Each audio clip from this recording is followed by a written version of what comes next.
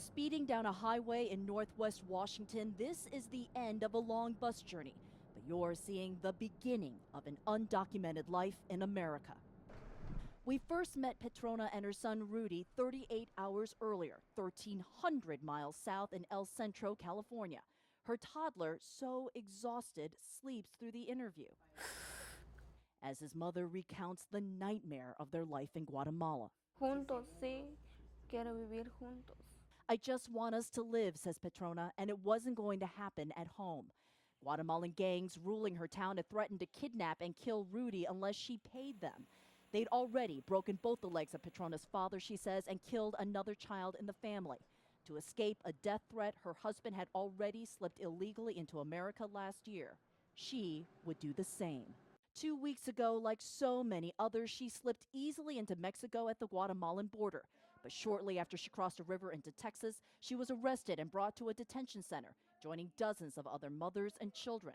To cope with the tens of thousands of Central Americans like Petrona, the government flew her and about 100 others to Arizona, then drove them to the Border Patrol Center in El Centro, California to be fingerprinted, have their picture taken, and given notice to appear in court.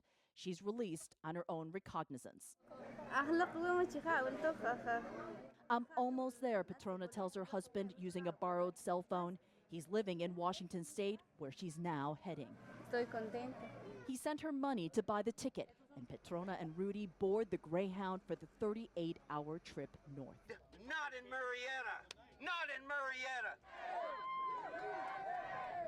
Protesters in Murrieta say they don't want the influx of undocumented immigrants to come and burden their town. But Petrona and all the other undocumented immigrants we've met are heading to other cities across America, absorbed into the North, the Midwest, and East. What if America makes you go back? No. I will never go back, she says. Her son would be killed. It's been more than a year since Santos has seen his family.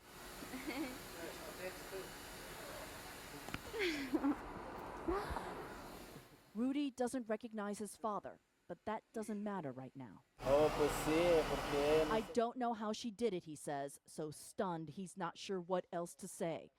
They say Petrona will show up for her federal hearing, but there's little incentive, no monitoring, and the very real risk of deportation. Under that shadow begins their undocumented life, like the millions who've already made this journey. Kyung, CNN, Tacoma, Washington.